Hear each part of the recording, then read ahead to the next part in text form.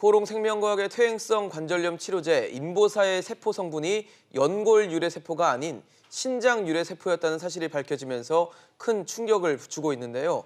엎친 데 덮친 격으로 코오롱 생명과학과 코오롱 티슈진이 2년 전 퇴행성 관절염 치료제 인보사 성분이 바뀐 사실을 인지한 것으로 드러나면서 코오롱그룹 계열사의 주가가 흔들리고 있습니다. 네, 이번 인보사 파문에 기업 신뢰도는 급락했고요. 또 식약처의 부실 허가 책임론까지 나오고 있는 상황입니다. 과연 이번 인보사 관련 파문으로 소비자들은 어떻게 대응해야 될지 현재 코오롱 생명과학을 상대로 소송을 진행 중인 변호사와 함께 자세한 이야기 나눠보겠습니다. 법무법인 오킴스 엄태섭 변호사입니다. 어서 오세요. 어서 오십시오. 네, 안녕하세요.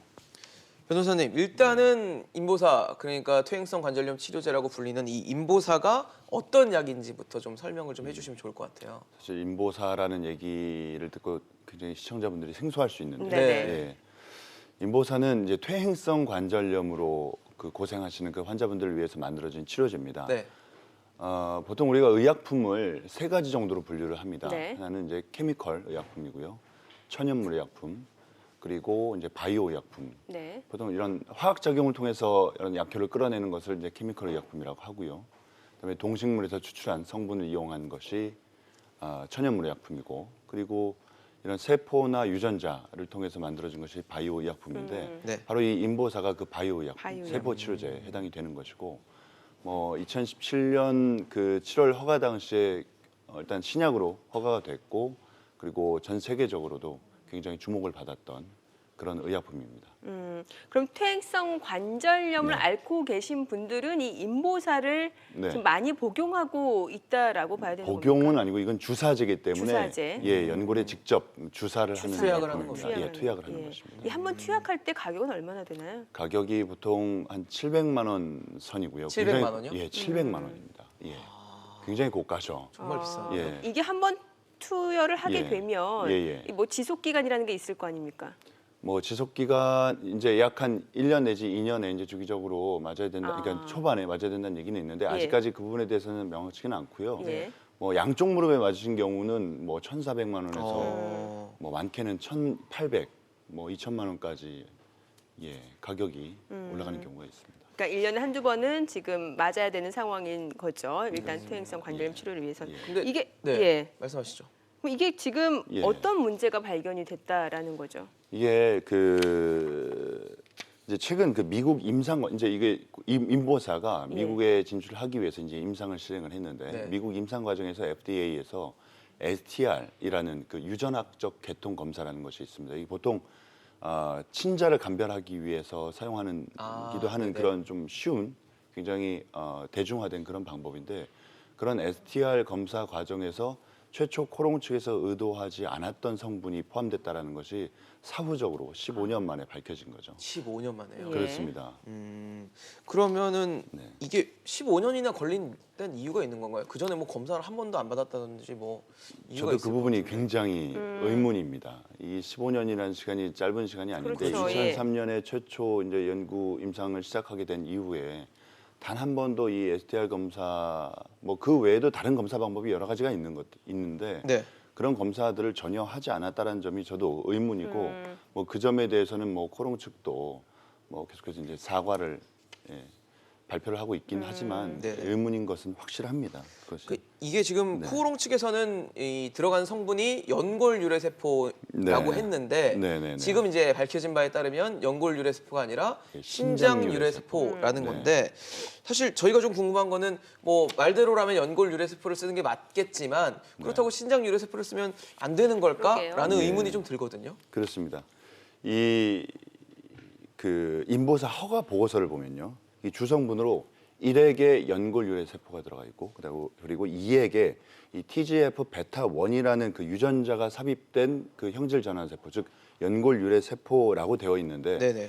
이게 뭐냐면 1액은 말 그대로 이제 연골의 성분을, 연골의 재료를 넣어주는 것이고요. 네네. 그 연골 재료가 잘 그 무릎에 정착할 수 있도록 만들어주는 것이 이제 2액이거든요. 네. 그래서 성장 촉진 세포라고. 예, 되어 있죠. 그렇습니다. 그래서 이제 그 2액에 그런데 이제 연골 유래 세포 성분이 들어가 있어야 되는데 네. 그것이 이제 코오롱 측에서 처음에 그 설계한 것인데, 그것이 GP2-293이라는 신장 유래 세포로 바뀌었다라는 사실이 이제 이제서야 발견이 된 거죠. 근데 그 GP2-293이라는 세포는 좀 어려운데요. HEK293이라는 신장 유래 세포로부터 만들어진 겁니다. 근데 이 신장 유래 세포는 태아의 신장에서 추출한 그런 세포로 만들어진 것인데 이 세포가 무한대로 증식될 가능성이 있어요.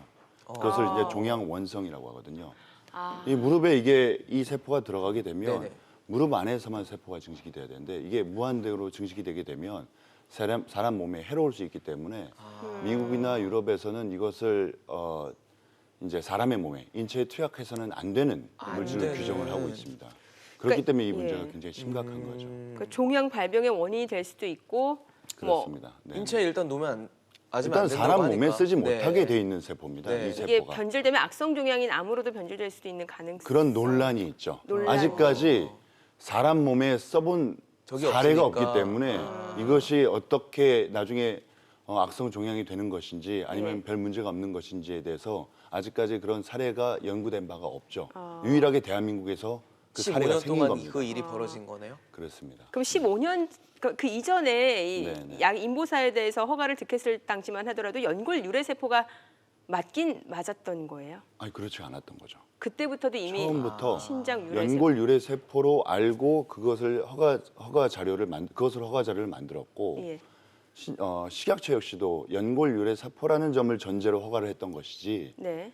애초에 신장 신장 유래 세포가 들어가 있다는 사실을 코롱도 몰랐고 예. 허가 기관인 식약처도 몰랐던 겁니다. 그러다가 최근에 그 모해생 코릉 생명과학 측에서는 이미 네. 2년 전에 이제 이게 신장 유래 세포라는 거를 알았다라는 게 지금 논란이 되는 거죠. 그렇습니다. 예. 이게 최근에 그 5월 3일이죠. 일본의 그 제약회사인 미쓰비시 다나베가 이제 코롱하고 이제 인보사 라이센스 계약 취소 소송을 진행하는 과정 중에 밝혀졌는데 네. 보면 인보사의 미국 위탁 생산업체인 론자가 인보사 관련된 이 STR 앞서 말씀드렸던 그 검사죠. 유전학적 계통 검사인데 그 검사 결과를 이미 허가받기 4개월 전인 2017년 3월에 네.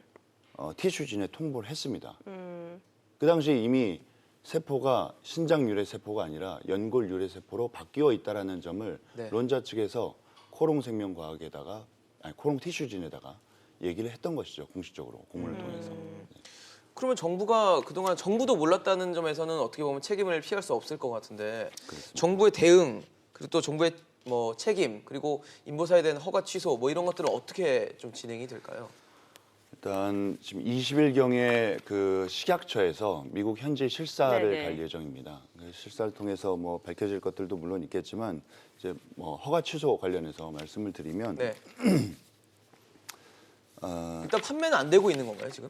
판매는 현재 중단돼 있죠. 중단돼 3월 있는 31일 거죠. 네. 이후로 중단이 돼 있고 그 허가 취소 가능성과 관련해서는 그 약사법 제 76조를 보면 알 수가 있는데요. 네. 그 약사법 76조를 보면 국민 보건에 위해를 주었거나 네. 혹은 줄 염려가 있는 의약품 혹은 그 효능이 없다고 인정되는 그런 의약품의 경우에는 허가를 취소할 수 있도록 되어 있습니다. 그래서 이 내용을 보면 일단 코롱 측이 첫 번째로는 설계하지 않은 그런 성분이 포함된 의약품이 지금 현재 발매가 된 상태였고 그 자체로 약사법 위반이고요. 그다음에 두 번째로는 그 성분이 앞서 말씀드렸던 것처럼 전 세계 어디에서도 인체 사람 몸에는 쓰지 못하도록 되어 있는 그런 성분이고 그리고 이제 코롱 측의 주장에 따르면은 방사선을 충분히 쬐었기 때문에 안전성은 충분히 확보됐다라고 하지만 그조차도 역시 그 방사선 조사 이후에 또 다른 그 종양을 유발할 수 있는 그런 성분으로 바뀔 수 있는 그런 위험성이 있다라는 논란이 있고요. 그다음에 임상례도 아직 여전히 충분하지가 않습니다. 네. 159사례밖에 안 되기 때문에 충분치가 않고 심지어 허가 전에 이미 알았을 것으로 보이는 정황도 뚜렷하기 때문에 고의 은폐 의혹까지 불거지는 상황에서 저는 이 약사법 76조에 따라서 허가가 취소되지 않을까라고 일단 조심스럽게 예상을 하고 있습니다. 지금 코롱 생명과학을 상대로 소송 중이신 거잖아요. 네, 그렇습니다. 지금 얼마나 많은 소비자들이 코롱 생명과학을 상대로 소송을 하고 있는 건가요? 지금 현재 약 그 저희 법인으로 100여 명 정도, 100여 110여 분 정도가 110여 명 정도. 참여 의사를 밝히셨고 그 중에 한 절반 이상은 이제 서류까지 완비하신 분들입니다. 아. 네. 그러면 승소 가능성은 얼마나 보세요? 만약에 이게 취소가 된다라고 하면은 승소 가능성도 높아진다라고 봐야 되는 겁니까? 뭐 허가 취소 저희가 하는 지금 현재 진행 중인 소송은 민사 소송이기 때문에 네. 민사 소송은 고의 또는 과실 뭐 꼭 고의가 아니더라도 과실에 의해서도 불법 행위는 구성할 수 있기 때문에 네네. 뭐 소송은 뭐 그러한 논리로 진행이 될 예정이고 뭐 승소 가능성이 가장 어려운 질문인데요. 네. 사실 뭐 100% 승소를 자신하고 진행하는 소송은 없죠. 하지만 뭐 적어도 저는 반드시 이겨야 되는 소송이라고 보고 이거는 어떤 의학적 혹은 뭐 법리적 관점에서 볼 게 아니라 상식적인 관점에서 봤을 때 반드시 반드시 이겨야 되는 소송이라고 생각을 하고 앞으로 소송 과정이 임할 예정입니다. 네.